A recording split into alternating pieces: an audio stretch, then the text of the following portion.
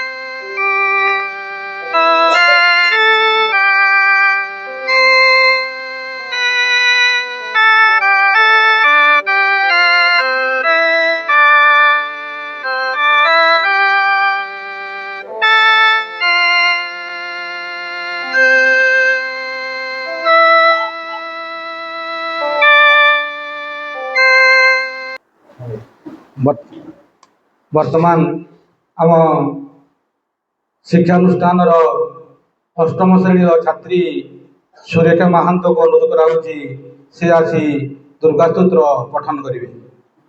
ଦୁର୍ଗାସ୍ତୋତ୍ର।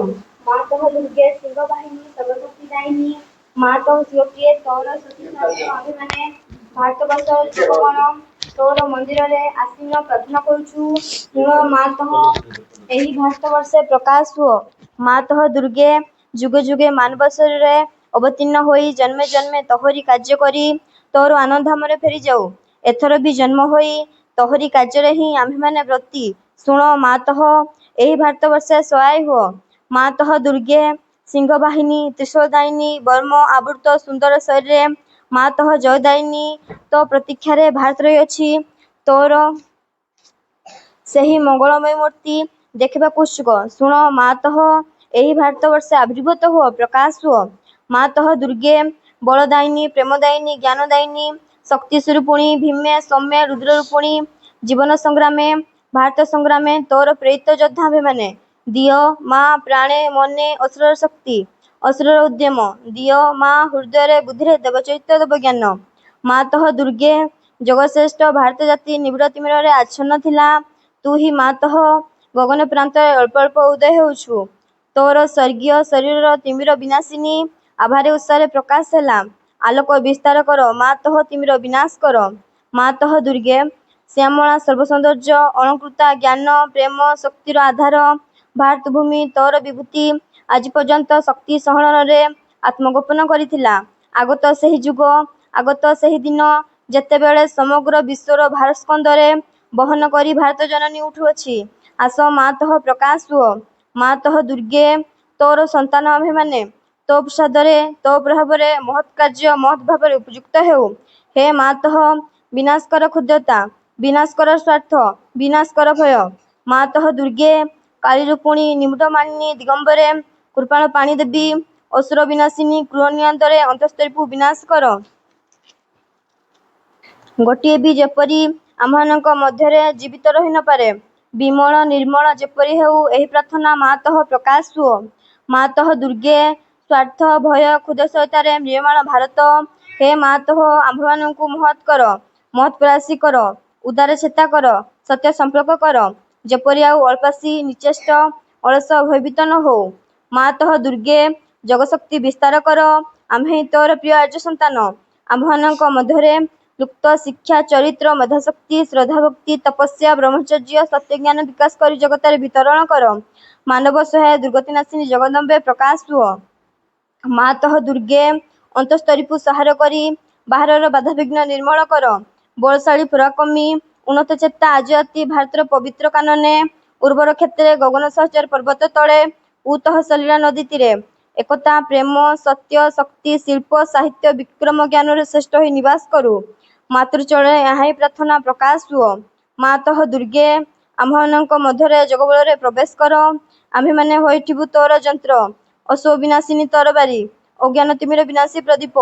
ହେ ମାତଃ ଭାରତର ଯୁଗ ଗ୍ରହଣ କର ଏହି ବାସନା ପୂର୍ଣ୍ଣ କର। ଯନ୍ତ୍ରୀ ହୋଇ ଯନ୍ତ୍ର ଚଳାଅ ଅଶୁଭ ହନ୍ତ୍ରୀ ହୋଇ ତରବାରୀ ଘୁରାଅ ଜ୍ଞାନଦୀପ୍ତି ପ୍ରକାଶିନୀ ହୋଇ ପ୍ରଦୀପ ଧର ପ୍ରକାଶ ହୁଅ। ମାତଃ ଦୁର୍ଗେ ତୋତେ ପାଇଲେ ଆଉ ବିସର୍ଜନ କରିବୁ ନାହିଁ। ଶ୍ରଦ୍ଧା ଭକ୍ତି ପ୍ରେମ ଡୋରରେ ବାନ୍ଧି ରଖିବୁ। ଆସ ମାତଃ ଆମ୍ଭମାନଙ୍କ ମନ ପ୍ରାଣ ଶରୀରେ ପ୍ରକାଶ ହୁଅ। ବୀରମାର୍ଗ ପ୍ରଦର୍ଶିନୀ ଆସ ଆଉ ବିସର୍ଜନ କରିବୁ ନାହିଁ।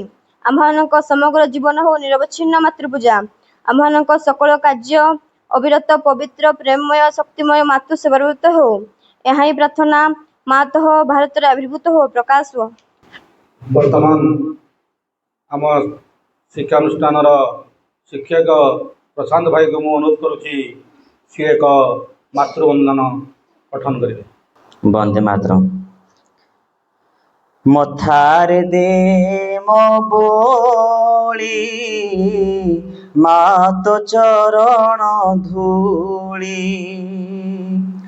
ମଥାରେ ଦେ ମୋ ବୋଳି ମା ତୋ ଚରଣ ଧୂଳି।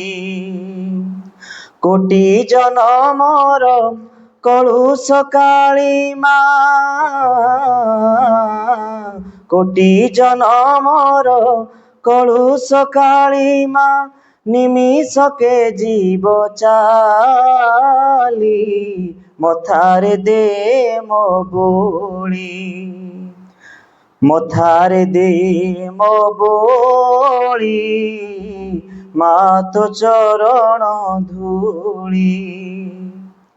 ଏ ଦେହ ଦଦରା ତରି ଅବୁଝା ମନ ନାଉରି। କେମିତି ହେବି ମୁଁ ପାରି ଦିନ ତ ଯାଉଛି ସରି। ଏ ଦେହ ଦଦରା ତରି ଅବୁଝା ମନ ନାଉରି। କେମିତି ହେବି ମୁଁ ପାରି ଦିନ ତ ଯାଉଛି ସରି। ଲୋଡ଼ା ନାହିଁ ମୋର ରତନ ମାଣିକ ଲୋଡ଼ା ନାହିଁ ମୋର রতন মাণিক লোড়াত চরণ ধূলি মথারে দে মো বলি মথারে দে মো বলি মা তো চরণ ধূলি দুঃখর বিষমতাতি নিরাশা ଅନ୍ଧାର রাতি সুখর পুনেই জন্য আশারে উতলা মন ସବୁଠି ରହିଛି ଜାମଧୁ ପରଶ ସବୁଠି ରହିଛି ଜାମଧୁ ପରଶ ସେହି ତ ଚରଣ ଧୂଳି ମଥାରେ ଦେ ମୋ ବୋଳି ମଥାରେ ଦେ ମୋ ବୋଳି ମା ତ ଚରଣ ଧୂଳି କୋଟି ଜନମର କଳୁଷ କାଳୀ ମା কোটি জনমর কলুষ কালী মা নিমিষকে জীব চালি মথারে দে মো বলি মথারে দে মো বলি মথারে দে মো বলি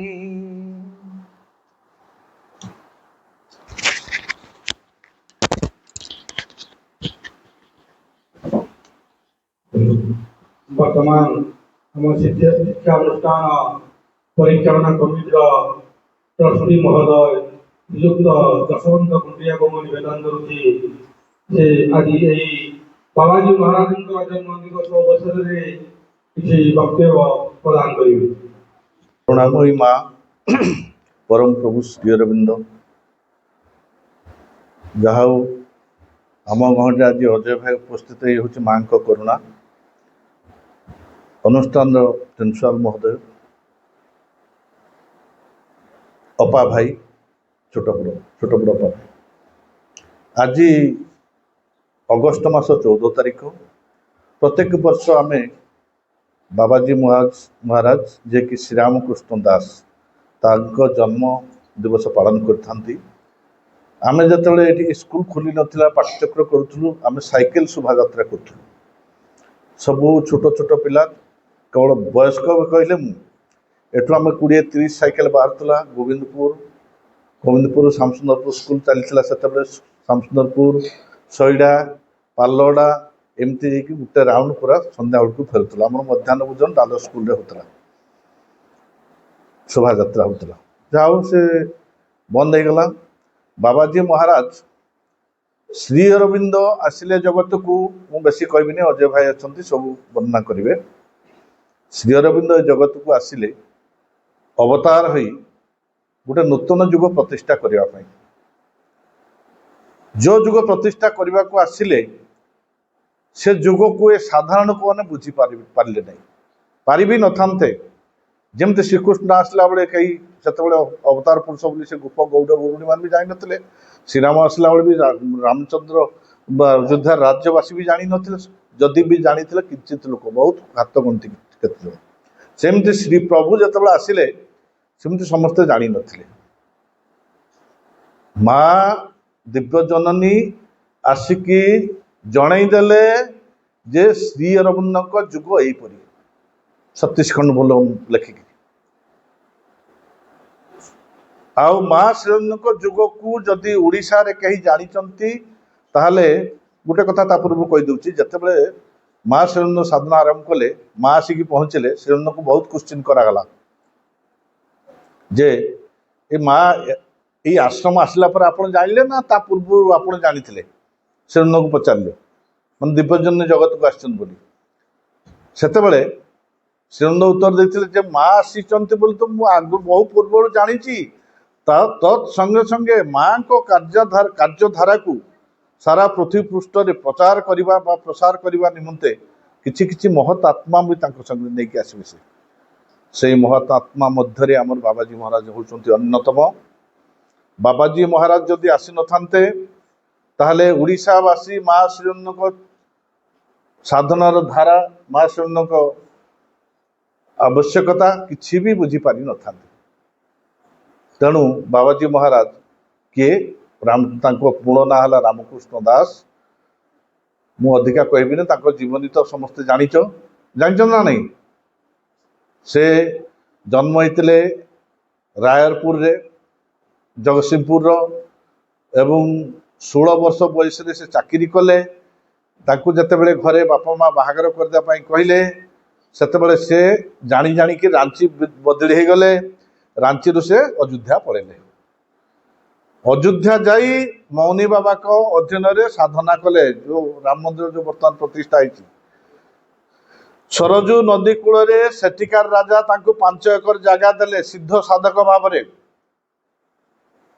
ତାପରେ ସେ ଗୋଟେ ଆଶ୍ରମ ସ୍ଥାପନ କଲେ, ତାଙ୍କର ମାନେ ଛୋଟ ଆଶ୍ରମ।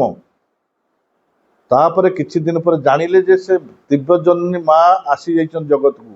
ସେ ଚାଲି ଚାଲି ଯାଇକି ପଣ୍ଡିଚେରୀରେ 6 ମାସ ଲାଗିଲା ପହଞ୍ଚିଲେ।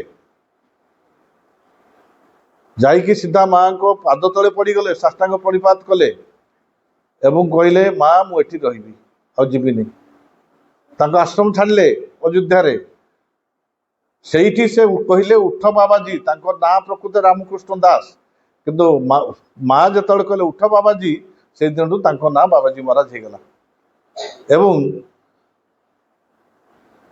ଅଯୋଧ୍ୟା ବାଲା ଯେତେବେଳେ ଜାଣିଲେ ଆମ ଗୁରୁ ଆସିଲେ ନା ପଣ୍ଡିଚେରୀ ଯାଇକି, ସେଠିକା ସମସ୍ତେ ଆସିକି ପହଞ୍ଚିଗଲେ। ଆଶ୍ରମରେ ଗଣ୍ଡଗୋଳ କଲେ, ଆମ ଗୁରୁଜୀଙ୍କୁ ତମେ ଥାଳି ମଜା କରୁଛ, ବାସନ ସଫା କରୁଛ। ବାବାଜୀ ମହାରାଜ ବନ୍ଦ କରିଦେଲେ।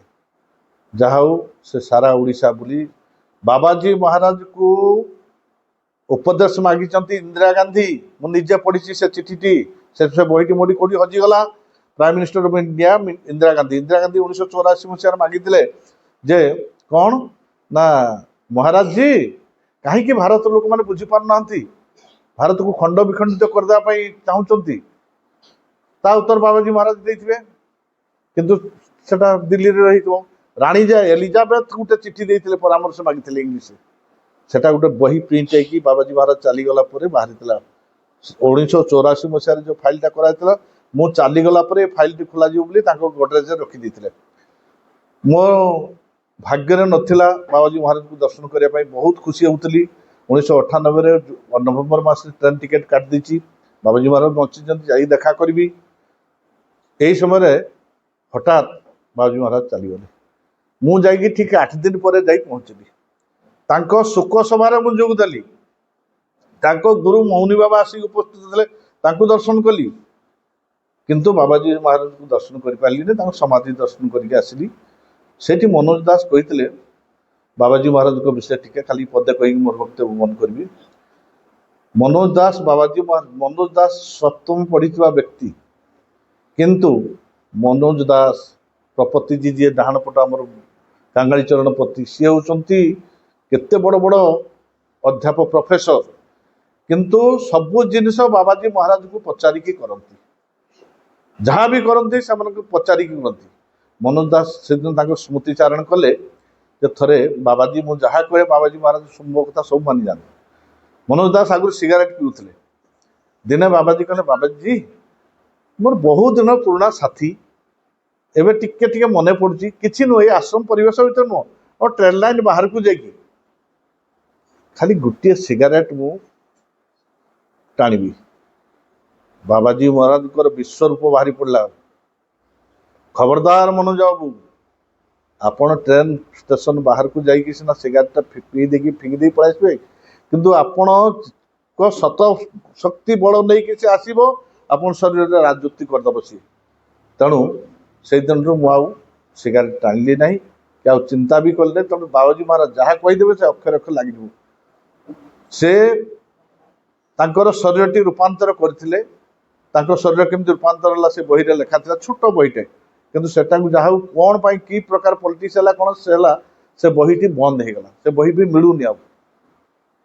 ବହୁତ ସୁନ୍ଦର ବହିଟେ, ବହୁତ ବଡ଼ ବଡ଼ ପୃଥିବୀର ବହୁତ ବଡ଼ ବଡ଼ ସାଧକ ବାବାଜୀ ମହାରାଜକୁ ମାଗିଛନ୍ତି। ତେଣୁ ଆଜି ଏଇ ବାବାଜୀ ମହାରାଜଙ୍କ ଜନ୍ମଦିନରେ आम गहन अच्छा अजय भाई ता पूर्वर आम किए कहे कि प्रिंसिपाल टी कौन सम्मुख धारणा देवे कि कौन किए कहे केशव भाई आमर ये कर वंदे मातरम। वर्तमान आम शिक्षानुष्ठान अध्यक्ष महोदय श्रीयुक्त विभूषण पट्टा को मैं निवेदन करुच्ची आज महान दिवस अवसर में यत्किंचित वक्तव्य प्रदान करी।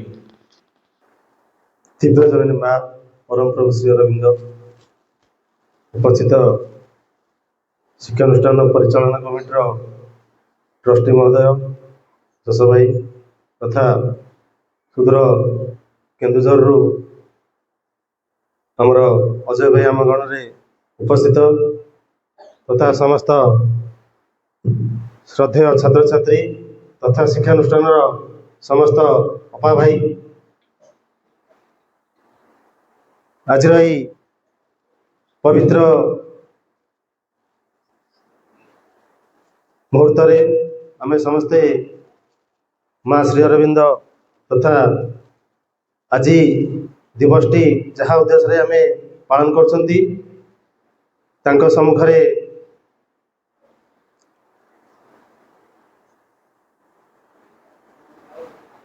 से महान आत्मा जे कि ओडिशा रे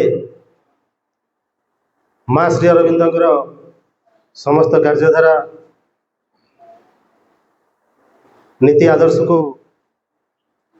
सुदूर प्रसारी करी ओडिशा रे गोटे नूतन जुगर आरंभ करथिले जहाँफल आम आज माँ श्री अरविंदर समस्त कार्यधारा एवं तांकर साधना गुड़ी को सहजरे बुझी पारुछु एवं जानी पारुछु मध्य। तेणु आज से महान आत्मा आम गण रे से तो जीवित नांती तेबे तांको आत्मार सद्गति निमंत्रे आम मातृचरण रे तांको आत्मार जयगान करी आम आज तांकर उद्देश्य तथा माँ श्री अरविंदर कृपा गुड़ी को आम निश्चित भाव लाभ करवा। तेबे आउ विशेष किसी कहूनी आम गण अजय भाई उपस्थित अच्छा तेबे सम्यक धारणा से बाबाजी महाराज तथा आज दिवस आज दिवस महात्म्य तथा उद्देश्य विषय पुंखानुपुंख तथा सम्यक भाव आलोचना करेंगे कंठस्वर आम आज शुणा। तेज ये कही मोर वक्तव्य शेष करुच्ची वंदे मातरम। जहाँ हो आम अध्यक्ष महोदय तांकर वक्तव्य परिसमाप्ति करछंती बड़ सौभाग्यर विषय आज मुहूर्त सौभाग्य मुहूर्त आम गहन आज बोधे हुए माँ कृपा अजय भाई आसी पहुंचती आमको से बाबाजी महाराज जीवन वृत्तांत एवं माँ बाणी किपरि ओडिशा रे से आनी पहुंचे एवं प्रत्येक अनुष्ठान माँ काम एवं माँ बाणी समस्ते जानवे माँ को जानवे माँ को बाणी जानवे से बाबद मु आज आम गहन उपस्थित थी अजय भाई को निवेदन करुच्ची से बाबाजी महाराज अवसर में वक्तव्य प्रदान करेंगे।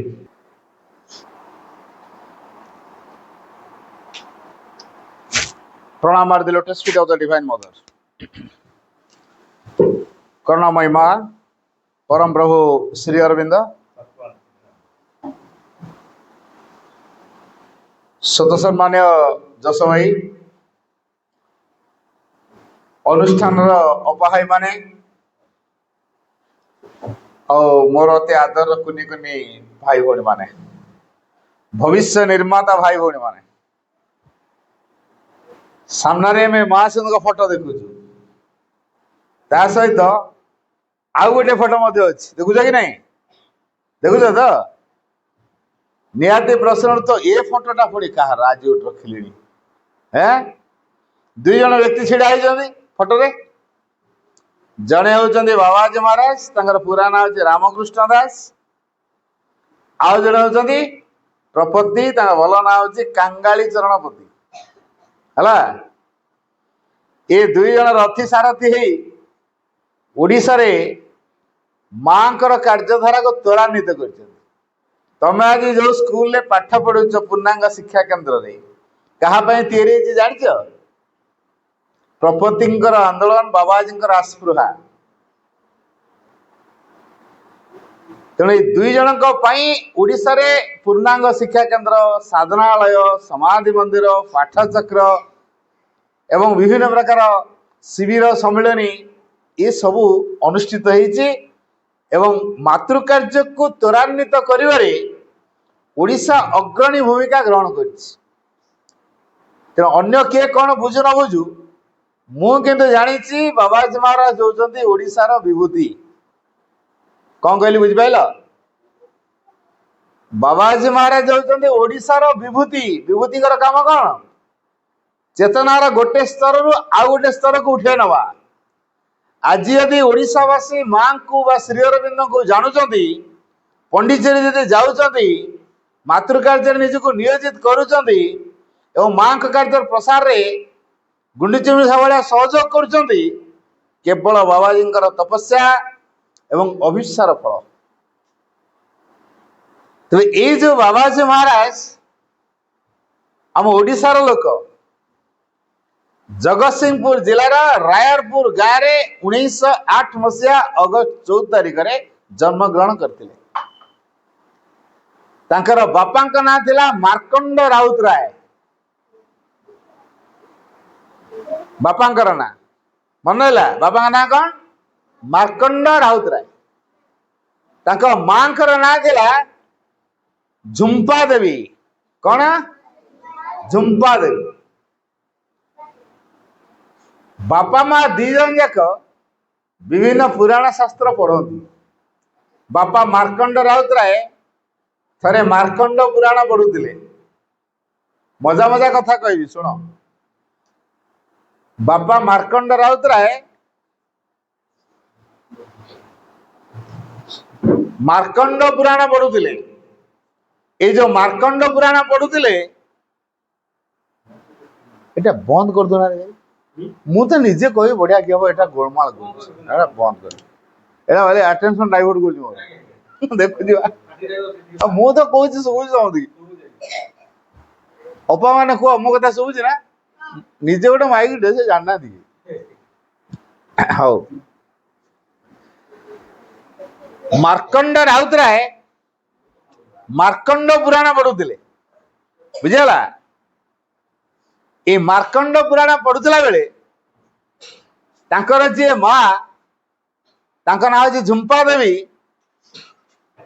ଏଇ ଛୁଆଟିକୁ କୋଳରେ ଧରି ମାର୍କଣ୍ଡ ପୁରାଣ ଶୁଣୁଥିଲେ। ତାଙ୍କର ପିଲାଦିନର ନାଁ ଦେଇଥିଲେ ଅତି ଶ୍ରଦ୍ଧାରେ କୃଷ୍ଣଚନ୍ଦ୍ର। ବାବାଜୀ ମହାରାଜଙ୍କର ପିଲାଦିନର ନାଁ କ'ଣ ମନେ ରଖିଲ? କୃଷ୍ଣଚନ୍ଦ୍ର। ଯେତେବେଳେ ମାର୍କଣ୍ଡ ପୁରାଣରେ ଗୋଟେ ପ୍ରଳୟର କଥା ବାପା ମାର୍କଣ୍ଡ ରାଉତରାୟ ପଢୁଛନ୍ତି ଆଉ ମା ତାକୁ ଶୁଣୁଛନ୍ତି, ଛୁଆଟିକୁ ଥାପୁଡି ଦେଇ ଦେଇକା ଶୋଇ ଦଉଛନ୍ତି କୋଳରେ। ହଠାତ୍ ସେ ଛୁଆ ଉଠିକିରି କହୁଛି, ନା ଏଣିକି ଆଉ ପ୍ରଳୟ ହବନି। ବାପା ମା ଦି ଜଣ ଯାକ ଭେଲକା। କଣ ଇଏ ଛୁଆ ହଠାତ୍ ଉଠି କହିଲାନି ନା ଆଉ ଏଣିକି ପ୍ରଳୟ ହବନି? ମାନେ ସେ ପ୍ରକୃତରେ ଶୋଇଥିଲା, ତାର ଅବଚେତନରେ ଏଇ ଯୋଉ ମାର୍କଣ୍ଡ ପୁରାଣର କଥାକୁ ସେ ଗ୍ରହଣ କରୁଥିଲା। ପିଲାଦିନରୁ ଭଗବତ ଧାରାରେ ସେ ତିଆରି ହେଇଛି। ଭଗବାନ ପ୍ରତି ଭକ୍ତି ଶ୍ରଦ୍ଧା ତାଙ୍କର ତିଆରି ହେଇଛି ହେଲା। ତେଣୁ ଭଗବାନ ପ୍ରତି ଯଦି ଶ୍ରଦ୍ଧା ଭକ୍ତି ଅଛି, ଭଗବତ କଥା ଶୁଣିବାର ତାଙ୍କର ଆଗ୍ରହ ଅଛି, ଏମିତି କେତେଟା ଘଟଣା, ବିଶେଷ କରି ଜଣେ ରଘୁ ବେହେରା ନାମକ ଜଣେ ବ୍ୟକ୍ତି, ତାଙ୍କ ଘର ହଉଛି ପିପିଲି, ବୁଝିଗଲା? ଏଇ ପିପିଲିର ରଘୁ ବେହେରା ଜାତିରେ ହଉଛନ୍ତି କେଉଟ। ମାଛ ଧରିଲେ ମାଛ ବିକ୍ରି କରିବେ, ବଜାରକୁ ନେଇ ବିକ୍ରି କଲା ପରେ ଯାହା ପଇସା ମିଳିବ ସେଇଥିରେ ତାଙ୍କ କୁଟୁମ୍ବ ଚଳିବ, ପରିବାର ଚଳିବ, ବୁଝିଗଲା? ଥରେ ରଘୁବେହେରାଙ୍କର ଜାଲରେ ଗୋଟେ ବଡ ରୋହି ମାଛ ପଡିଛି, ବଡଟେ ହେଲା। ତାଙ୍କ ମନ ଭାରି ଖୁସି, ଆଉ ଏଟା ଆଜି ବହୁତ ପଇସା ହବ, ବୁଝିଗଲା। କାଳେ ତା ଜାଲରୁ ଛିଟିକିରି ପଳେଇଯିବ, ତେଣୁ ଆଗ ମାଛଟିକୁ ମାରିବା ପାଇଁ ଚେଷ୍ଟା କଲେ। ତା ଗାଲିସିକୁ ଧରି ଚିପିକି ମାରିବେ, ନ ଡେଇଁକି ପଳେଇବ ଜାଲରୁ, ଏତେ ବଡ ମାଛଟା। ଯେତେବେଳେ ଗାଲିସିକୁ ଧରିକି ଚିପିକି ମାରିବାକୁ ଚେଷ୍ଟା କରୁଛନ୍ତି ରଘୁବେହେରା, ଏଇ ମାଛ କହୁଛି ରାମ ରାମ ରାମ ରାମ ରାମ ରାମ ରାମ ରାମ ରାମ ରାମ, ଏ କଥା କହୁଛି। ରଘୁବେହେରା ବେଲକା, ଏ ମାଛ କଣ ରାମ ନାମ ଜପିଲାଣି? ଯୋଉ ମାଛ ରାମ ନାମ ଜପି ପାରୁଛି ସେ ମାଛକୁ ମାରିବା ଅର୍ଥ ନିଶ୍ଚିତ ପାପ ଅର୍ଜନ କରିବା। ତେଣୁ ମୁଁ ଏ ମାଛକୁ ଆଉ ମାରିବିନି, ଆଜିଠୁ ମୋ ମାଛ ମରା ବନ୍ଦ, ଅଲଗା କଣ ଧନ୍ଦା କରିକି ମୁଁ ବଞ୍ଚିବି। ଏଇ କଥାଟି ଯେତେବେଳେ ବାବାଜୀ ମହାରାଜ ଜାଣିଲେ, ଯାହାଙ୍କ ଆମେ କୃଷ୍ଣଚନ୍ଦ୍ର ବୋଲି ପିଲାଦିନର ଯାହାଙ୍କ ନାଁ, ତାହେଲେ ନାମ ଜପରେ ଏମିତି ପ୍ରଭାବ ଅଛି, ମାଛ ବି ନାମ ଜପ କରିପାରୁଛି, ତାହେଲେ ଆମେ ମଣିଷ ହେଇକି ଭଗବାନ ରାମଙ୍କର ନାମ ଜପି ପାରିବାନି? ଭିତରେ ଗୋଟେ ଭାବ ତିଆରି ହେଲା, ମୁଁ ରାମ ନାମ ଜପିବି। ତେଣୁ ନିରୋଳା ଦରକାର। ତାଙ୍କ ଘର ପଛପଟକୁ ବାଡିକୁ ପଳାନ୍ତି, ଗୋଟେ ବଡ ଗଛ, ଆମ୍ବ ଗଛ ଥାଏ।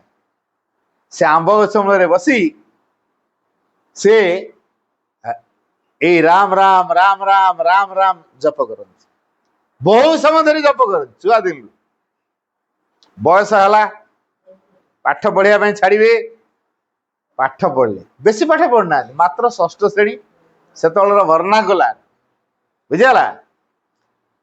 ଏମିତି ଭଗବାନଙ୍କ ପ୍ରତି ଶ୍ରଦ୍ଧା ଭକ୍ତି ତାଙ୍କର ବଢି ଚାଲିଛି, ବଢି ଚାଲିଛି। ତେଣୁ ଭିତରେ ଭିତରେ ଭାବ ତିଆରି ହେଲାଣି, ମୁଁ ଦିନେ ଗୋଟେ ସନ୍ନ୍ୟାସୀ ହେବି, ପରିବାରକୁ ମୁଁ ଉଦ୍ଧାର କରିବି।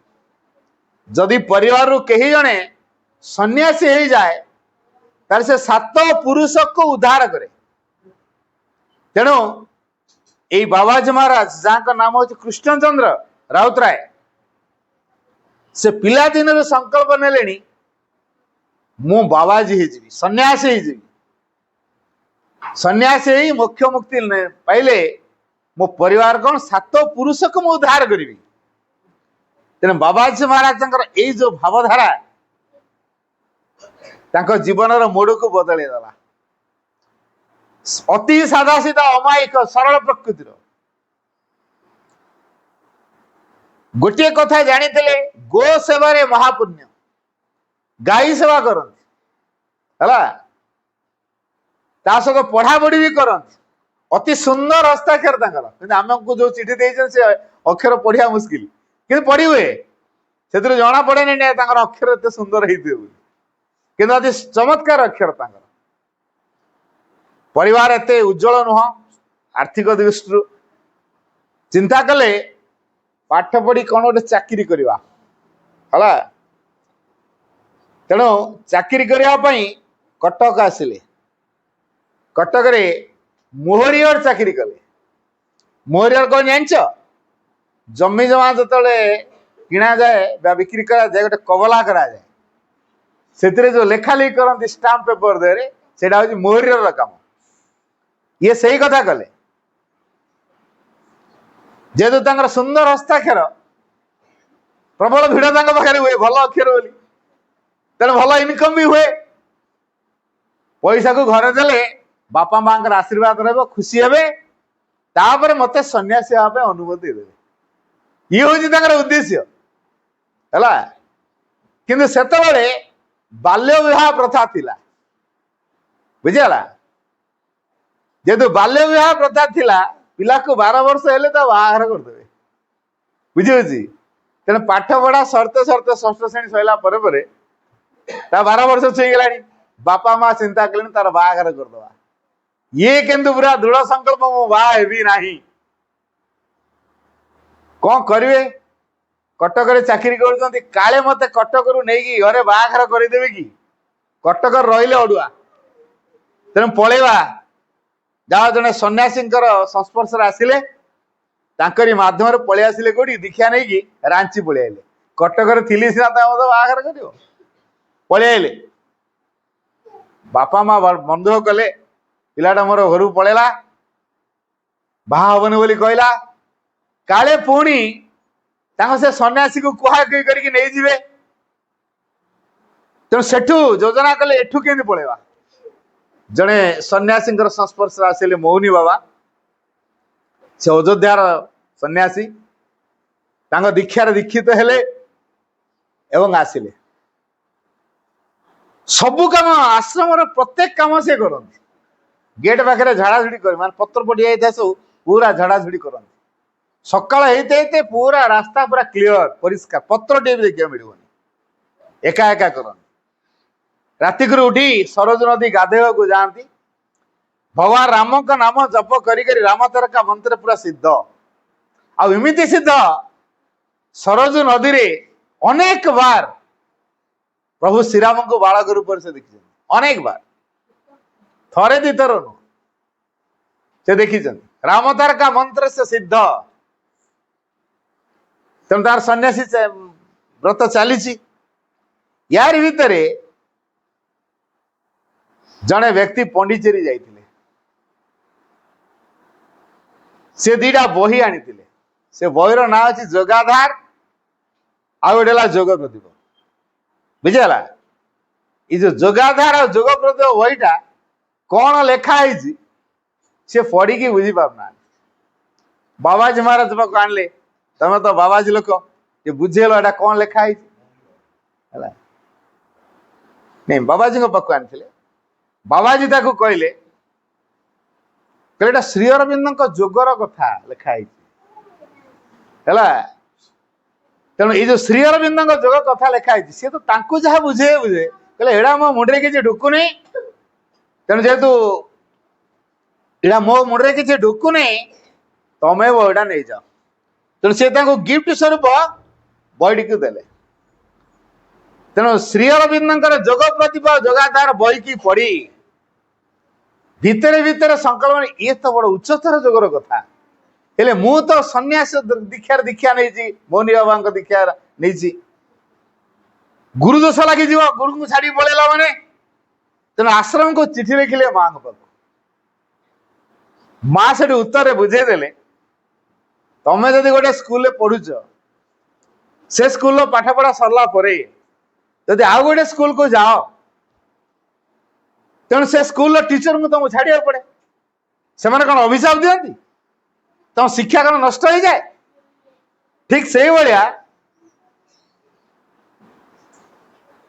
ଏ ଗୁରୁଙ୍କୁ ଛାଡି ଆଉ ଉଚ୍ଚତର ଗୁରୁ, ଉଚ୍ଚତର ଶିକ୍ଷା ଅର୍ଜନ କରିବାକୁ ହେଲେ ଗୁରୁ ଦୋଷ ଲାଗିବ ନାହିଁ। ତେଣୁ ତମେ ପଳେଇ ଆସ। ଏଇ ଛୁଆଟିକୁ ଟିକେ ଡିଷ୍ଟର୍ବ ହଉଛି, ଆଉ ଟିକେ ଠିଆ କରେଇ ଦିଅନ୍ତୁ।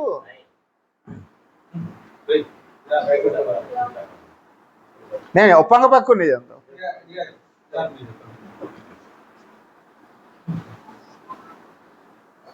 ତାପରେ ଯାଅ,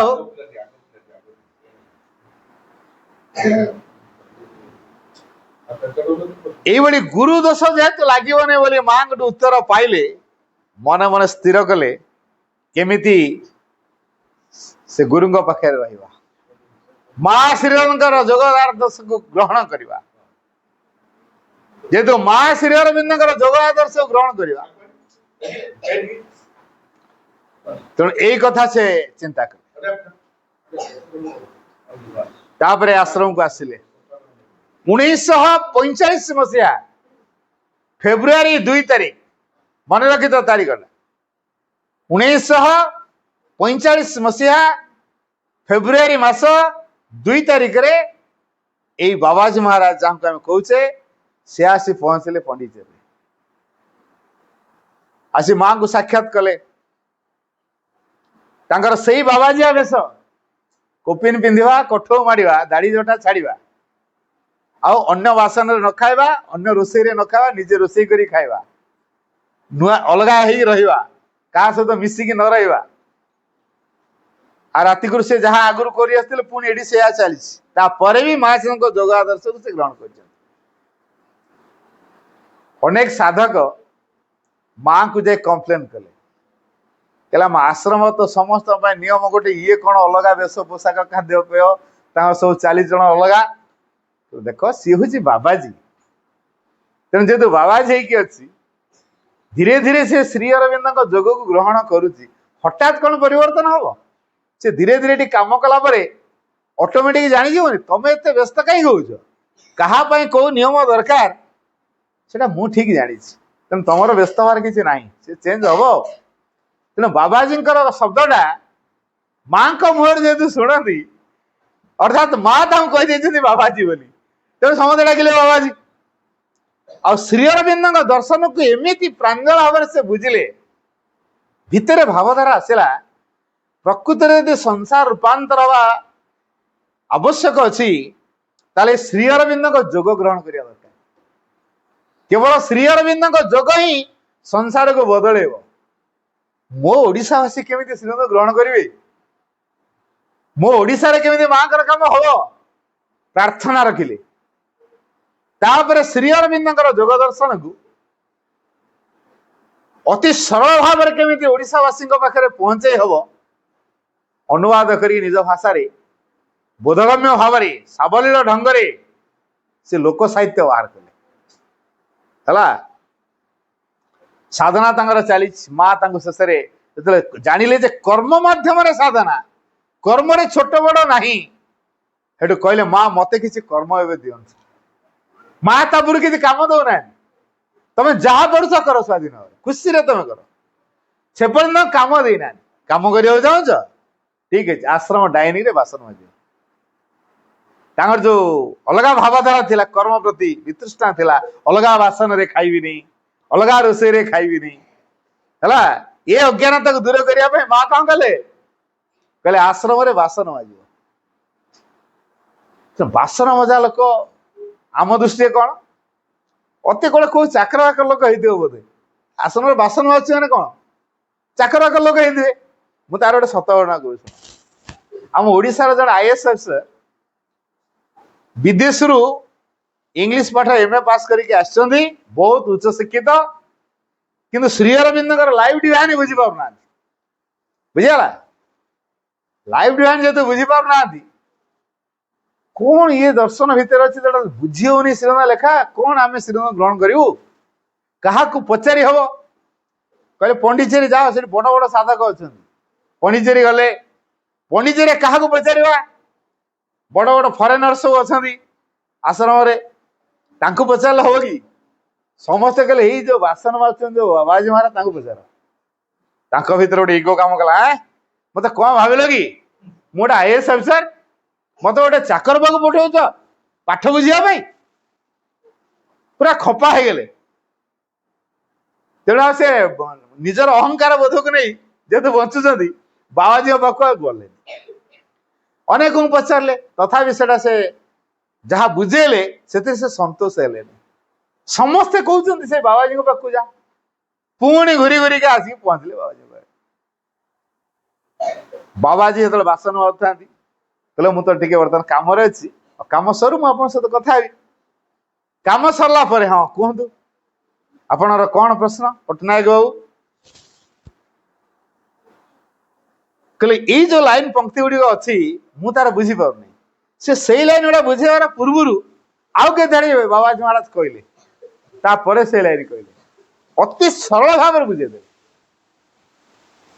कौन करिवे एते पाठ पढ़ी जहाँ बुझी पार नथिले आश्रम रे बासन मजा लोक अति चमत्कार भाव में बुझेदेले कहले धिक मोर आईएएस धिक मोर फरेन पाठ पढ़ा निज बड़ धिक्कार कले अहंकार छुटीगला मुझे पाठ पढ़ी श्री अरविंद लेखा बही बुझी पारनी अर्थात आश्रम जन बासन माजुंट कि ज्ञान तंकर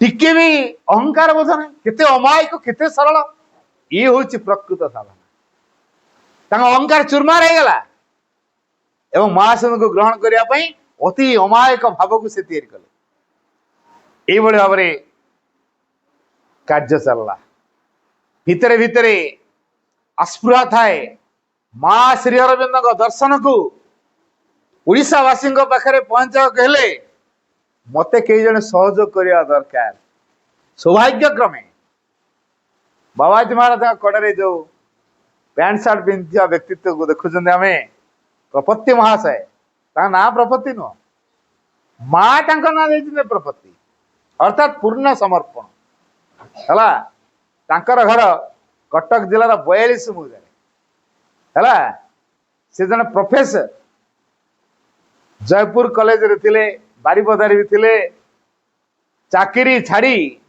माँ को कार्य रे एमिति व्रती हेले पूर्णांग शिक्षार जनक प्रपत्ति को आम कौन कहू पूर्णांग शिक्षार जनक आज यदि पूर्णांग शिक्षार आंदोलन ओडिशा रे होइछि प्रपत्ति कहार प्रेरणा रही बाबाजी प्रेरणा बाबाजी सहित तांकर परिचय तल हवा को जाउछि से आग आश्रम को चिठी लिखिले बाबाजी को देख माँ फूल को बहुत भल पाती तेणु से फूलटे नहीं दे प्रपत्ति नैष्टिक ब्राह्मण से पूरा निष्ठार सहित नीति नियम था टिके एपट सेपट ना तापरे ये जो निष्ठार सहित जीवन को गढ़ी टिके एपट सेपट नहीं तापरे ये फूलटी आनले प्रपत्ति को धरे देले ए प्रपत्ति फूल आनी बाबाजी को धरे दी तेना बाबाजी कौन कले से फूल को नहीं समाज दे गामिछा पिंध आश्रम गोटे गामिछा पिंधि फूलटी धरे देले प्रपत्ति से फूल को नहीं से समाज दे तापर आसला पर क्षोभ प्रकाश करी कहले कौन कले आप ना फूल देले मु समाज निवेदन कली कहले आप कौटी की जाइथिले गामिछा पिंधिकी लाटिन लाटिन जाइछन्ते लुगा बदल से लुगारे नहीं समाज दे दी पड़े गोटे नीति नियम बोले किसी ना कौन जोग कि आध्यात्मिकता कथा कहते आप प्रतिक्रिया बुझेले जा देवी सर्वभूतेषु मातृरूपेण संस्थिता नमतस्मै नमतस्मै नमतस्मै नमो अर्थात जदि ये माँ सर्वभूतरे विद्यमान महिला अच्छा ना ना जो देखुचे महिला गुड़ा चारिड़े पड़ी तारी भितर भगवान अच्छा ना ना अणु कणिका भितर भगवान अच्छा ना ना मुझे कौन अपराध कर कि अर्थात तमें सबु जगह भगवान उपस्थिति अनुभव करना तमें कि नीति नियम रखीच तुम नीति नियम जब भगवान को सब जगह उपस्थिति अनुभव करने को वंचित कला ताले नीति नियम कौन पे आवश्यक तो आम किसी नीति नियम रे ना सबु जगह भगवान को देखु कह तो तांकर जो नीतिनिष्ठ भाव थिला चूरमार हो गला आउ नियम रहिले एणिके जहाँ भितर आसो से करेंगे आउ ये बाबाजी को अनुसरण करिया तेने बारंबार चिठी पत्र दियंती लिखती मान नियेसु आड्रेसिंग हुए प्रपत्ति कौन लिखती मान नियेसु है सी सारे उत्तर लिखे पति बाबू तांको उत्तर थी पति बाबू बुझी यही प्रकार तांकर आत्मीयतार भाव थिला अनेक प्रश्न तांको मन रे थाए बाबा जति सुंदर भाव में गोटे गोटे वाक्य उत्तर को दे दियंती तेणु आम प्रपत्ति जे कि पति बाबू विमोहित हो सहयोग कले अनुवाद करिया कार्य सी तो अनुवाद कर बर्तमान प्रपत्ति सहयोग करदे ओडिशा रे केमिति मातृ कार्य हम तापर आंदोलन चलला यही पाठचक्र पूर्णांग शिक्षा केन्द्र समाधि मंदिर सभा आउ तार साधना पीठ पूर्णांग शिक्षा केन्द्र सबू शिविर सम्मिलनी ये सबुड़िक जदि आज संभव हो पारि बाबाजी जड़े भद्र महिला स्वामी बड़ असुस्थ होता बाबाजी कहले आपन टिके पादुका दियंतु कहले हे भूल मु करी क्षमा कर कहले आपणकर पादुका पाइले से भल डॉक्टर माने फेरे देले कहले आपणक पादुका ना ना माँ आशीर्वाद बड़ मु तांकटू के टपिके तुमको आशीर्वाद पादुका दे पारि बहुत कांदिले पानी गिना धरिक आसी पहुंचले आपन देखले पादरा टिके बुड़े दियंतु बस से पादुका टिक पाइले मो स्वामी बंची जे मो मते कोन विधवा विषय देखिया पे चाहउछन आपण एडा तुम व्यक्तिगत व्यापार तुम विधवा हो कि ना व्यक्तिगत कथा कि मु ए भूल करि परिबि ता परे भी तुम पई मु प्रार्थना करूछि हला जाओ से ठीक है व्यस्त होनी कि पादुका दे परिबि प्रार्थना कले तांको पई बाबाजी प्रार्थना कले तांको स्वामी ठीक है गला बाबाजी होजन त्रिकालदर्शी जाको जहा कहती एटा हे जाए मो तार मोर एक्सपीरियंस कथा हम कही 89 मसीहा 89 1999 मसीहा 15 अगस्त पई मो जाई था पंडिचेरी हला अगस्त 13 तारिख रे मो पहुंची 14 रे तंकर जन्मदिन आश्रम रे पालन करा होछि ओडिया माने प्रबल भिड़ करछन प्रबल भिड़ तेणु मु कहली कौन है एते भिड़ ना बाबाजी जन्मदिन अच्छा अच्छा अच्छा ताले मुड़ी जी देखा करियो क्या बाबाजी सहित मोर षष्ठ श्रेणी पढ़ला बेलू चिठी पत्र दबाना चलती है देखनी बाबाजी पाक प्रति सप्ताह पाठचर सरला चिठी दिया मसरे 4 थर 5 थर गोटे गोटे पड़ जाऊँगी गोटे गोटे मसरे तेनाली मोर करेस्पंडेंस चलती से बाबाजी आज जन्मदिन मुझे देखा करी तेणु गली देखा कर भिड़ तापर से जड़े व्यक्ति पाखे था से कहले ना जाओ ए सब बाबाजी विश्राम ने उपरला 4टा पर आसो है आसन बड़ दुखर सहित मुझे आसली क्या मुझे चाहिए भी जापार था मो मन अनेक प्रश्न अच्छी तेणु ये जो प्रश्न उत्तर मोर व्यक्तिगत भाव में पाइबी समस्त गहन कहीं एकांत भाव में प्रश्न पचारि तेणु मुझे गहली भितर गली 3टा बेलू मुझे गली कई से नथिबे बाबाजी विश्राम दौते मु चुप की देखा करा पिला मनर बुद्धि बुझेगा कम बयसर पिला मुझे पिलाड़िया बुद्धि रे मुझे कथा कली तापर जाई पहुँचली से व्यक्ति कोई कुआड़े आसिल ना बाबाजी देख ना ना बाबाजी ए विश्राम नौ तुम देखा कर तुम जाओ पर आस 4टा पर आस मनटा मोर आंबिया होगला मुझे गहली थिले मो प्रश्न पचारि पारि बोली फेरीगली पुणी एकुटिया भाव आसिली ये भी मत अलाउ करूना किंतु मो कथा शुणिक बाबाजी साइड भितर कहले ना नहीं तुम पठा पठा भितर भितर पठा कहले जाओ जाओ बाबा तुम डाकिले जाओ बड़ भाग्यवान पिला तुम सेठू गली गला बेलू देखुची बाबाजी महाराज गोटे सपरे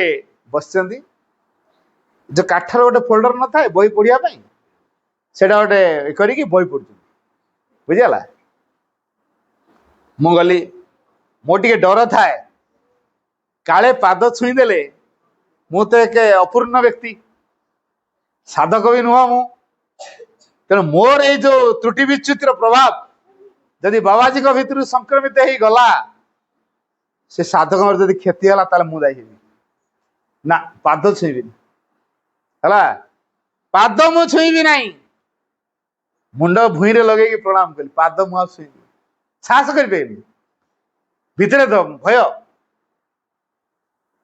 सेठू मत कहते खटरे बस आपण तले बस मु खटरे बस पार कहले हौ ताले आसन टाणी बस आसन थिला से आसन आने मुझे बाबाजी उठीगले मत कहते लड्डू भल पा न गोटे लड्डू खाया देले मो खाइबार श्रद्धा देखिकी आउ गोटे लड्डू देले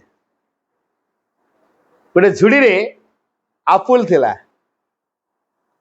आपुल गोटे खा न आपुल खाइबी आपुल टे खाइली आउ गोटे खा पुणी आउ गोटे आपुल देले खाई सारा जाओ बेसिन अच्छी धोईक आस बेसिन धोईक आसली तापर मत पचार मो चिठी तमें पाउच ना तम चिठी मु पाउच मसरे 4 थर 5 थर भी दौच मैंने मु आपण चिठी भी पाउच मोर मनरे गोटे प्रश्न आपण प्रत्येक चिठी लिखुंट माँ यही नाम निरंतर जप कर माँ दृढ़ विश्वास भरोसा रख सब ठीक है इति आपणकर शुभचिंतक रामकृष्ण दास এটা আপনার প্রত্যেক চিঠিরে ଅଛି। ହେଲେ ଆପଣ ଯୋଉ ଲେଖୁଛନ୍ତି ନିରନ୍ତର ମା ଏଇ ନାମ ଜପ କର, ମୁଁ ଜପି ପାରୁନି, ନିରନ୍ତର ହଉନି, ଜପୁଛି କେତେବେଳେ କେମିତି, ନିରନ୍ତର ହଉନି। ତେଣୁ ଯେହେତୁ ନିରନ୍ତର ଭାବରେ ମୋର ଜପଟା ହେଇପାରୁନି, କଣ କଲେ ହବ? କହିଲେ ଆଗ ବଡ ପାଟିରେ କୁହ, ସବୁ ସମୟ ମାଙ୍କ ଫଟୋକୁ ଚିନ୍ତା କର, ସ୍ମରଣରେ ଆଣ, ଜପ, ଭାବ ଥାଉ ନଥାଉ ଖାଲି ମା ମା ମା ମା ମା ମା କହିଚାଲ ହେଲା, ତାପରେ ଧୀରେ ଧୀରେ ହବ ଆଉ। ବୋଲେ ଇଏ ହେଲା ପ୍ରଥମ ପ୍ରଶ୍ନ। ବଡ ପାଟିରେ ଆଗ କୁହାଯିବ, ତାପରେ ହଉ ଭାବରେ ଆସିବ, ତାପରେ ଅନୁଭବରେ ଆସିବ, ତାପରେ ଚେତନାରେ ଆସିବ। ଶବ୍ଦ ନ କରିକି ମଧ୍ୟ ତାପରେ ଜପ ବାହାରିବ। ଏଇ କଥା ମତେ ବତେଇଲେ। ଦ୍ୱିତୀୟ ପ୍ରଶ୍ନ ଥିଲା, ଆପଣ ଯୋଗ ସାଧନା ପୁସ୍ତକ ଲେଖିଛନ୍ତି, କଣ ସେ ସାଧନା କଣ? ଜଣକ ତ ଖାଉଛି ପିଉଛି ଅୟସ ଆରାମ କରୁଛି, ସାଧନା କଣ ପାଇଁ କରିବ ହେଲା? ତା ପୂର୍ବରୁ ମତେ କେତେଟା କଥା ପଚାରିଲେ, ମୋର ଘରୋଇ କଥା ପଚାରିଲେ।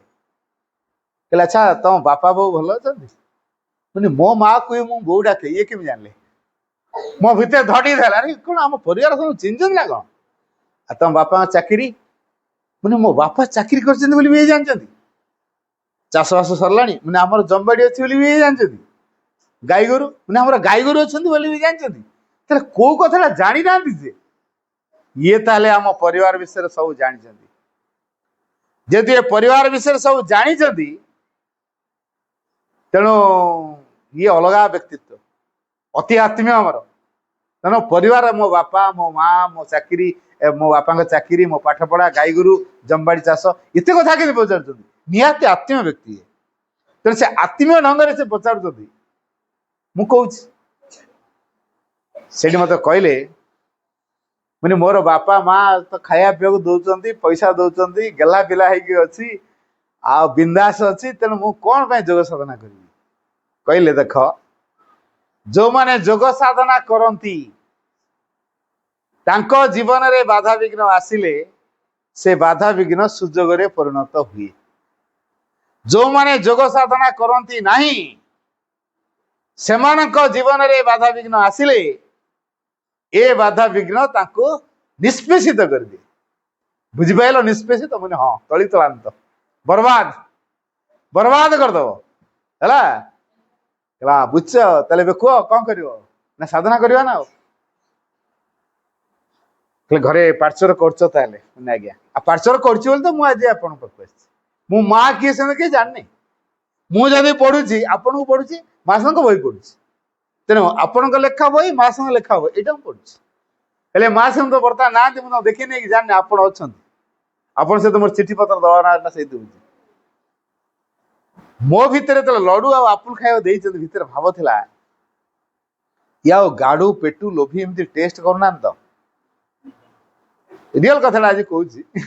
ମୋ ଭିତରେ ପ୍ରଶ୍ନ ଏଟା, ସେ ଆଉ ଟେଷ୍ଟ କରୁନାହାନ୍ତି ତ? ଗାଡୁଟା ଏଟା, ଲୋଭିଟା ଏଟା ଟେଷ୍ଟ ହଉନି ତ? ବାବାଜୀ ମତେ ଟେଷ୍ଟ କରୁନାହାନ୍ତି ତ? ହଁ, ସେ ତାଙ୍କର ଯାହା କରୁଛନ୍ତି କରିଥାନ୍ତି। ମୁଁ ତ ଆଶ୍ରମକୁ ଆସିଛି ମାଙ୍କ କୃପା ପାଇବା ପାଇଁ। ତେଣୁ ଏ କୃପା ଯଦି ଲଡୁ ମାଧ୍ୟମରେ ଦଉଥିବେ, ମୁଁ କାହିଁ ମନା କରିବି? ମୁଁ ଖାଇବି, ଯାହା ହବ ଖାଇବି ତ। ଆଉ ଏଇଭଳି ଗୋଟେ ଭାବରେ ମୁଁ ଖାଉଛି, କୃପା ବୋଲି ଭାବିକି ଖାଉଛି। ସିଏ ତାଙ୍କର ଟେଷ୍ଟ କରୁଥାନ୍ତୁ, ଯାହା କରୁଥାନ୍ତୁ, ମୁଁ କାହିଁ ଏଟା ଚିନ୍ତା କରିବି? ମୁଁ ଆଉ ଏଟା ମୁଣ୍ଡକୁ ନଉନି। ତାପରେ ସରିଲା ପରେ ପିଠିକି ଥାପୁଡେଇଲେ, କହିଲେ ତମେ ପାଠଚର କାମ କର, ତମ ଦ୍ୱାରା ଓଡିଶାରେ ବହୁତ କାମ ହବ। ମାନେ ମୋ ଦ୍ୱାରା କିଛି ହବନି, ମୋ ଦ୍ୱାରା କିଛି ହବନି। କଣ ପାଇଁ? ମାନେ ମୁଁ ଏକ ମନୁଆ ପିଲା। ମା ଏଇଟା ଲେଖିଛନ୍ତି ଏଇଟା ଠିକ, ଶ୍ରୀ ଅରବିନ୍ଦ ଏଇଟା ଲେଖିଛନ୍ତି ଏଇଟା ଠିକ, ବାବାଜୀ ମହାରାଜ ଏଇଟା ଲେଖିଛନ୍ତି ଏଇଟା ଠିକ। ୟା ବ୍ୟତୀତ ଆଉ ଯିଏ ଯାହା କହିଲେ ବି ମୁଁ ଜମା ମାନେନି। ମୋ ବାପା ମତେ ଷଷ୍ଠ ଶ୍ରେଣୀରୁ ଗୀତା ଧରେଇଛନ୍ତି, ମୁଁ ଗୀତା ପଢିଛି। ଗୀତାରେ ମୋ ବାପା ପୁଅର ଚର୍ଚ୍ଚା ହୁଏ, ସେଇଥିରେ ମୋ ମା ସାଙ୍ଗର କଥା କହିକି ଯୁକ୍ତି କରିଦିଏ। ମୋ ବାପା କୁହନ୍ତି ମୋ ପୁଅଟା ବଡ ଯୁକ୍ତିବାଦୀ ପିଲାଟା, ତାକୁ ଜମା ବୁଝେଇ ପାରୁନି ମୁଁ। ମୋ ବାପାକୁ ହିଁ ମୁଁ ବୁଝଉଛି, ସିଏ ବି ମାନୁନାହାନ୍ତି। ଆଉ କୋଉ ଲୋକକୁ ମୁଁ ବୁଝେଇବି? ମା ଏଇଟା କହିଛନ୍ତି ଠିକ, ଶ୍ରୀରନ୍ଦ ଏଇଟା କହିଛନ୍ତି ଠିକ, ବାବାଜୀ ଏଇଟା କହିଛନ୍ତି ଠିକ, ୟା ବ୍ୟତୀତ ଯିଏ ଯାହା କହିଛନ୍ତି ଏଟା ସବୁ ଭୁଲ। ମୁଁ ଏଇ ଚିନ୍ତାଧାରାର ବ୍ୟକ୍ତିତ୍ୱ। ଆଉ ମୁଁ କେମିତି ଅନ୍ୟମାନଙ୍କୁ ବୁଝେଇବି? କି ପାଠଚର କାମ କରିବି? ମତେ କହୁଛନ୍ତି ଆପଣ ତମ ଦ୍ୱାରା ବହୁତ କାମ ହବ। तमें साधारण पिला नुह मुनि माने रोगीर सेवा कले ता रोग भल हो तुम टच रे मुनि प्रभु एते महान वो नुहे आज्ञा मत एमती कहतुनि प्लीज है नाई तुम कम कर ना पाठचर कम कर 99 मसीह से गोटे कथा मोर मत कही पाठचर कम कर तुम द्वारा ओडिशा बहुत काम मु तो खाम खेले नहीं बहुत खाम खेले नहीं कि अनुभव करुँच पाठचर प्रति आकर्षण तीव्र तीव्रतर हो चलती एबे अनुभव करुँच पाठचक्र व्यतीत मुझे बंची पारि ना आ पाठचक्र बिना मो जीवन जन किसी मूल्य ही ना मो ये अनुभव हो पाठचर मु कौन कौन कर पकाऊँ कुआटे कुआड़े पलाऊँ यहाँ कहार आशीर्वाद माँ का तो आशीर्वाद अच्छी बाबाजी भीतर शुभेच्छार प्रभाव अच्छी से देखी कही काठी कौन हम तांकर कथा गुड़िक आज केमी जीवन में प्रतिफलित होता अनुभव कर तेणु ये बाबाजी महाराज जेहेतु दिव्य द्रष्टा तेणु ओडिशावासी केमिति पंडिचेरी जाइपारे ओडिशावासी गरीब खटिले खाऊं चाषीबंदी लोक एत पैसा कौटू पाइबे जाके बड़ बड़ होटेल नहीं रहिए तेणु बाबाजी कौन कले आश्रम रे कुआ करे सब गेस्ट हाउस बनइले ओडिया नीलम बनइले खूब कम पैसा रे आश्रम डाइनिंग व्यवस्था हला 8 टंका 10 टंका 20 टंका ए 50 टंका हला तेणु ये जो व्यवस्था है कम पैसा रे आश्रम गेस्ट हाउस रहे गोटे थर जाइली समुदाय 57 टका खर्च होता गोटे सप्ताह पाखापाखि मुझे 57 टका समुदाय है 57 टका खर्च होता समुदाय आश्रम रहा खाइबा समुदाय 57 टका 7 दिन पर्यंत है कौन एम पैसा नौ ना कौन केमी हिसाब तक 57 टका खर्च होता यहाँ कहार प्रभाव बाबाजी प्रभाव बाबाजी आश्रम रे कुआ करी ट्रस्ट रे कुआ करी ये सब करते माँ आश्रम कौन से पदवी दे नथिले कारण गोटे कथा माँ लिखिं मु साधक केवे कौन सी पदवी दे न थाए है क्षमता दे न थाए तेणु सी जेहेतु साधक रेकर्डेड भाव में कौन सी रेकर्ड ना को डिपार्टमेंट इनचार्ज से ना है साधक तो कि माँ का कार्य से एकनिष्ठ सत्यनिष्ठ व्रती से तेना माँ परफेक्ट इंस्ट्रूमेंट से ओडिशा रे जदि किसी कार्य हुए माँ कार्य जदि कि माँ को पचारे को जाती माँ कहे बाबाजी की पचारे से सत कथा कह तेना समझ बाबाजी को पचार बाबाजी को प्रेरणा ओडिशा रे कार्य है किसी समस्या आसी चिठी लेखले बाबा तार उत्तर दियंती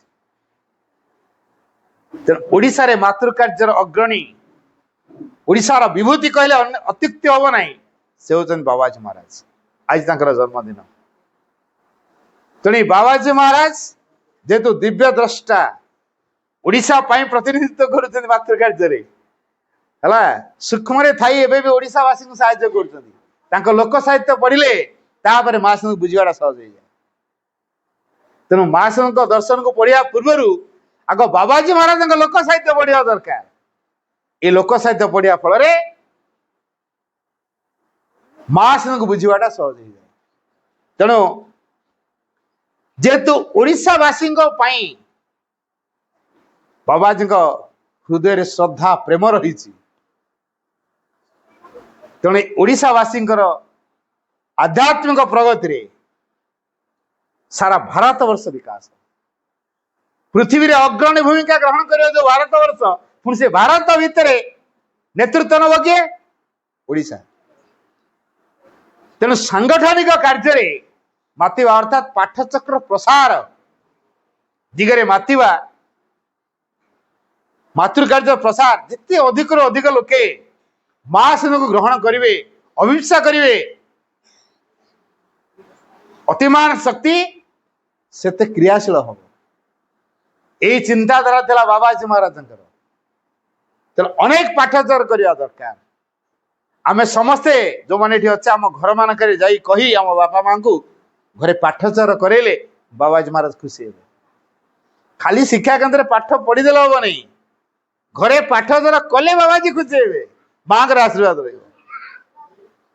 तेना पाठचक्र प्रसार पूर्णांग शिक्षार प्रसार समाधि मंदिर साधनालय प्रसार शिविर सम्मेलन द्वारा आमे माँ का इन्स्ट्रुमेंट हो पार जीवन सार्थकता को आम लाभ कर जदि माँ श्रीअरविंदर शक्ति को आम ग्रहण करने को चाहूँ ताले बाबाजी कथा जो माँ नाम जप करवा जहाँ आसूची माँ नाम जप कर सबुति माँ नाम जप है मेडिसिन बुझेगा प्रत्येक रोगर मेडिसिन है माँ नाम जप प्रत्येक रोगर मेडिसिन जहाँ ही तो बचे नाम जप कर सबु कथार कहते नाम जप कर नाम जप कर शेष एमती एक शक्ति से अयोध्या आसिया अयोध्या अनुभव करते कि पंडिचेरी रहा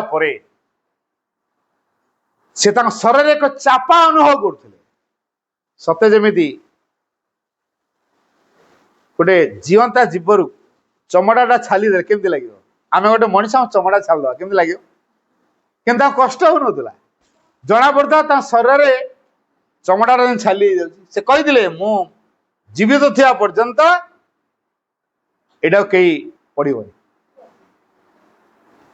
क्या जो भगवत शक्तिर क्रिया शरीर होता बाबाजी शरीर से अनुभूति से लिखुले हम कही मु बंची थिया पर्यंत याकू कहीं पढ़ो ना तापर से जो शरीर जो अनुभूति होता से अनुभव करते गोटे विराट शक्ति भीतर दे क्रिया कर मस्तक रे चापा दौ बहुत कष्ट भारी कष्ट अनुभव करते तापर पुणी से ठीक होता ये भगवती शक्ति शरीर क्रिया होता ये अतिमानस रूपांतरकारी शक्तिर प्रभाव रे बाबाजी बेस बलिष्ठ होती प्रार्थना राज्य ओडिशा मातृकार्य अग्रणी भूमिका ग्रहण कर आज आम प्रति कृतज्ञता प्रकाश करवा पाठचक्र को आपणेवा नाम जप को गुरुत्व दवा कौन कहली दीटा कथा पाठचक्र को आपणेवा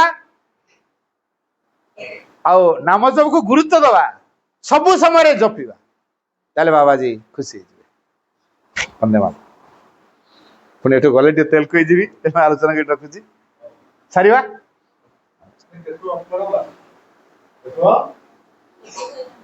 थाओ ना कृतज्ञता देव तो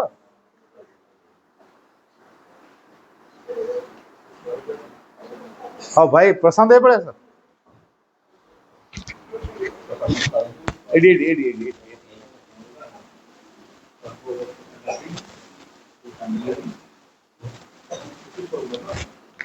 हाँ तो सब सांग पैसेंस कर रहे